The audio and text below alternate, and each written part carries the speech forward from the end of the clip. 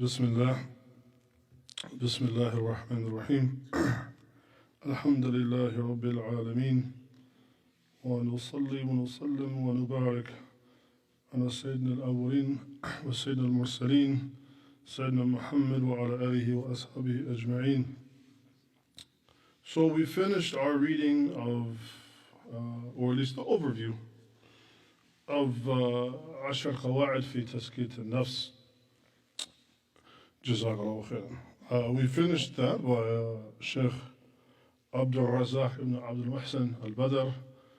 And I thought for the next couple of days, inshallah, I would give us something also to contemplate, to look at. And this is a work by a famous scholar from al-Andalus, al-Walīd, Sulaiman al-Bājī. His full name is actually al-Walīd, Sulaiman ibn Khalid ibn Sa'ad ibn Ayyub ibn Warith al-Bājī al-Maliki al-Andalusi. So he was from the 5th century Hijri, from Andalus, and actually, as it says in the Muqaddimah, it says أصل أجداده من بطل يوس, which is, I think, now in Portugal, I think, or Spain. It's called Badajoz or Badajoz, I think is the Spanish name. Yeah, right?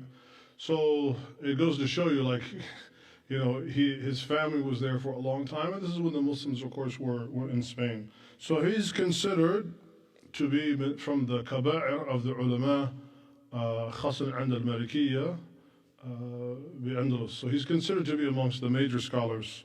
وَكَانَ شَاعِرًا وَفَقِيهًا وَمُحَدِّثًا. He was considered to be, in addition generally to just to a scholar, he was a judge, he was a muhaddith, a scholar of hadith, he was a poet, which actually is commonly the case with so many of the ulama from that time. It's actually quite extraordinary how talented they were. And so tonight, very briefly, I'm going to actually just read from the Muqaddimah. I'm going to read just from the intro, because actually, as one of my teachers would once say, he said, "Fi muqaddimat al-ulama al-jawahir." Like, really, if you look at the introduction of the works by many of the scholars, they contain a great many gems of hikam and ilm, of wisdom and knowledge. And so I'm just going to read from that to give us an idea, and then we'll read again, perhaps a few more days through the week. So Yabda, rahimahullah, he begins by saying, Alhamdulillah, alladhi yassara ma khalaqa lama lahu khuliqa. So he says, all praise is due to Allah subhanahu wa ta'ala, who in the creating, which was very easy for him, that he created everything with a purpose. That, I mean, it was created what it was intended, it was created for a purpose, what it was intended to do. وَعَزَّ أَهْلَ طَاعَتِهِ, and that he has honored and he has blessed the people of obedience to him, لِعِبَادَتِهِ, وَأَسْعَرْهُمْ بِوِلَايَتِهِ, and that he has made them happy and contented with whatever guardianship he provides, that they have no other guardian, as Allah Ta'ala often says, وَمَا لَهُم مِّن دُونِهِ مِّن وَلِيٍّ, that people have no other guardian besides Allah. So the people of righteousness and obedience are the ones that are contented with Allah Ta'ala as their wali, as their guardian. وَحَبَّبَ إِلَيْهِمُ الْإِيمَانِ وَقَرَّهَ إِلَيْهِمُ الْفُسُوقِ وَالْعِصْيَانِ. And of course he's referencing these verses in the Quran where Allah Ta'ala talks about that he has put in the hearts of the believers, that he has put in their hearts a love for Iman itself. Not simply that we believe in Allah Ta'ala, but what is Iman? We love it. And so one of the signs of Iman, that a person has Iman, and one of the signs of Sihha, the soundness of their heart, that it is healthy, is that they love Iman, because fihi sa'uba ahyan, and sometimes there is difficulty in Iman. We have to make mujahada, we have to strive hard, hifd al-farj, hifd al-lisan, we have to guard the mouth and guard the private parts and so on and so on. And so ahyanan fihi, al-iman sa'uba, sometimes juhud, there's difficulty in it, walakin من علامة الإيمان في القلب, right? حب لأحكامه. But one of the signs of goodness in a person's heart is that they love what Allah Ta'ala has made for them to believe in. وَقَرَّهَ إِلَيْهِمُ الْفُسُوقُ وَالْعِصْيَانِ. And that likewise, a good sign or a sign that your heart is inclining towards good and is in good shape is that it actually detests those things that lead to fusuq, all types of bad deeds and obscenities and whatnot. وَالْعِصْيَانِ. And actually a good sign of faith is that you dislike, you have karahiyatul al-asyan, you dislike to be disobedient to Allah subhanahu wa ta'ala. وَأَسْكَنَ قُلُوبَهُمْ مِنْ خَشْيَتِهِ وَمَا كَفَّهُمْ بِهِ عَنْ مَعْصِيَتِهِ. So likewise, Allah Ta'ala then, for these people, He will give them sukut, He will settle, or He will, in some ways, He will bring calmness to a people that have iman in Him, wahda, that believe in Him alone, and they strive for those good deeds, what in their hearts. And what is it that will give them this sukut? Last night we talked about the word itma'inna. It gives you this tranquility, بِطَرِيقِ خَشْيَةِ اللَّهِ, by the way of having fear of Allah.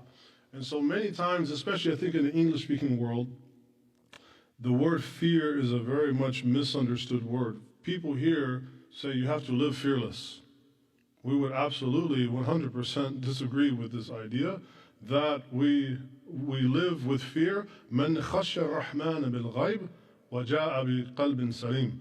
Right, or munib, as Allah Ta'ala says, that the one that fears Allah unseen, fears the most merciful, is the one that if they come in like that on the Day of Judgment with a sound heart, إِدْخُلُوهَا بِالسَّلَامِ. Allah Ta'ala will say to them, enter into paradise, enter into peace. So fear is a very much misunderstood word. So he points out, وَأَسْكَنَ قُلُوبُهُمْ مِنْ خَشْيَتِهِ مَا كَفَّهُمْ بِهِ عَنِ الْمَعْصِيَةِ. And so their desire to be obedient to Him, it gives them a tranquility that satisfies them not have to go and search out things in al-asyan wal-ma'asiyah. So many times He's giving us the ability, why do we disobey Allah Ta'ala? Because we're looking for something. The issue is, we're often, the thing that we're looking for, if we have sabr, and we have hilm and ilm, if we have intelligence, forbearance, knowledge, anything that we are looking for, inshallah, sanajiduha fil halal. We can find it in the halal, right? Speaking as a man, right? Forget the imam part. Okay, I'm speaking as a man. Forget the fancy hat or whatever I have on, right? And a rajul, وَهُوَ عَشَقَ النِّسَاء. He's a man that likes women. That's how Allah Ta'ala created me. If I want to have that, I can have it halal fi zawaj, right? I can go and I can get married. And so we don't look, and this is the mistake I think in the modern age, al-khatta fil ma'asir and al-masihiyya. In the modern age, Christianity has looked upon the natural inclination that man has for woman and vice versa as something dirty. For us, we say Bismillah. Seriously, and this is not something we should be shy to talk about. النبي المصطفى عليه الصلاة والسلام نصح أصحابه عن هذا الموضوع. The Prophet ﷺ used to actually talk openly with his companions about this. And the issue today is that any mention of this is either pornographic or vulgar. And this culture now, al-hadara, it can no longer لن تفرق بين الحرام والحرام. It can no longer distinguish between the two. So any discussion of the natural, تجميع بين الرجل والمرأة, any discussion of the natural inclination between a man and a woman or vice versa is seen as, oh, that's taboo. No, this is not taboo. The Prophet ﷺ talked about this. The Quran talks about it both في الدنيا وجواب في الآخرة, or أجر في الآخرة. The Quran discusses it as a reward in the hereafter.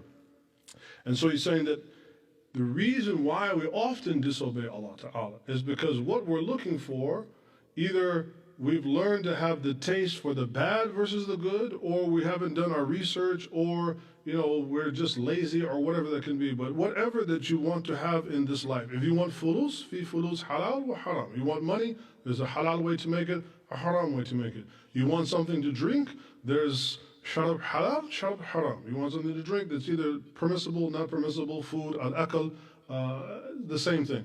So whatever it is that we're looking for to do in this life, inshallah sanajiduhu fil Islam. We will find it in Islam, وفي كتابه عز وجل وفي سنته عليه الصلاة والسلام. We'll find it in those sources. وأثبت في نفوسهم من العلم بالدنيا وفتنتها ما صرف شهواتها من زينتها. And so he says, for instance, that Allah Ta'ala then for the people of Iman that love to be believers and dislike to be disobedient to Him, that Allah Ta'ala will what? He will أثبت في نفوسهم. He will make their souls be firm upon what is righteous and what is right, according to, and He will provide for them ilm al-dunya, meaning He will give them knowledge so they will know how to obtain it in the halal way in this life, and that He will also give them knowledge of the fitan. This is an important thing. This is why we have to have honest discussions with our kids about the internet and other certain kinds of topics. We cannot pretend that they don't exist, but rather we have to empower them with the ilm and the hikmah of Islam so that they know how to navigate this world. And so Allah, He says, Allah Ta'ala is the one that with Iman in your heart and a good intention and love of Iman and hatred of disobedience, that He will make you firm. This is why there are some dua in the Quran, وَثَبِّتْ أَقَدَابَنَا. Allah, for instance, they will ask Allah to make their feet firm upon Iman and as-salihat. So He said, giving the ilm in this life about what are the fitna of ad-dunya, what are the temptations of this life. ما صرف شهواتها, that cause our shahwa to be allured in the wrong direction versus the right direction, right? وزينتها, and it will look appealing to it. That's the other thing. You know, as I said last night, when you're a kid, all you want to eat is candy. You get older, you realize that, you know, if you just keep eating candy, that you're probably not going to be around for a very long time, or you're going to be miserable. And so you have to learn to adjust your taste buds to that which you know, which is what? كُلُوا مِن طَيِّبَاتِ مِمَّا رَزَقْنَاكُمْ. Learn to eat of the good things that Allah Ta'ala has provided, so you can have siha, and then after a while, again, حَبَّبَ اللَّهُ inshallah, He will give you the love of what? Al-Iman wa-Tayyibat wal-Halal. He will give you the love of what is right.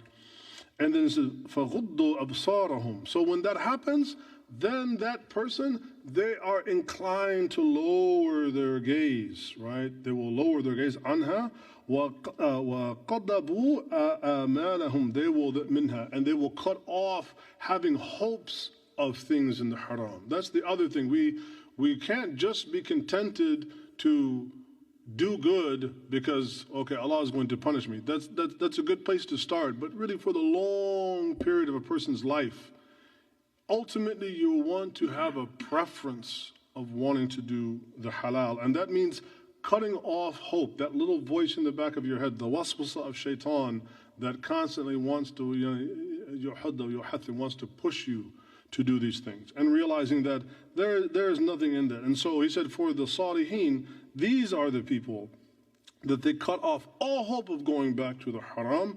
وَعَبَرُوهَا وَلَمْ يَعْمُرْهَا. They cross over it, and this is kind of like almost a reference to the sirat, that they cross over the haram in this life, that inshallah in the same way they will cross over the sirat, the bridge on the day of judgment to Allah's paradise.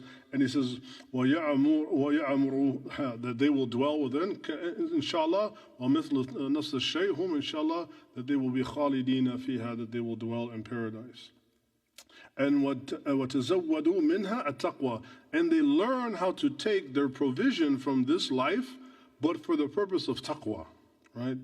إِلَى دَارِ الْبَقَاءِ, so that they take in this life what's necessary just to live this life, so that they can, inshallah, enter the abode of everlasting, يعني وَالْآخِرَةُ خَيْرٌ وَأَبْقَى وَالشَّذَفْ إِلَى دَارِ تَنَاعُمْ, and that they accept the hardships of this life as a mean to get to what he calls dar at-tana'um, or the abode of happiness, وَالنَّصَبْ إِلَى دَارِ الرَّاحَةِ, and that they struggle so that they will go to the place where there is no struggle, that they will go that is tranquil. And so that's just a part I'm going to read tonight, just to give us some idea who this great scholar was, and inshallah we can benefit from some of his writing. The work is entitled by Imam al-Bājī rahimahullah.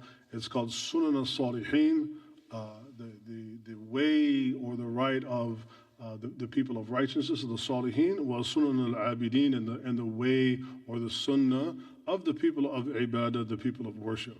And so this is a book that has been taught now for a very long time. It's considered one of the great works of Tarbiyah, Tazkiyat al-Nafs, Tasawwuf, whatever particular nomenclature you want to use. But it's a great book. So inshallah, over the next few days, we will read from this. وَجَزَاكُمُ اللَّهُ خَيْرًا وَنُصَلِّي وَنُسَلِّمْ وَنُبَارِكَ عَلَى سَيِّدِنَا مُحَمَّدٍ وعلى آله وأصحابه أجمعين والحمد لله رب العالمين. السلام عليكم.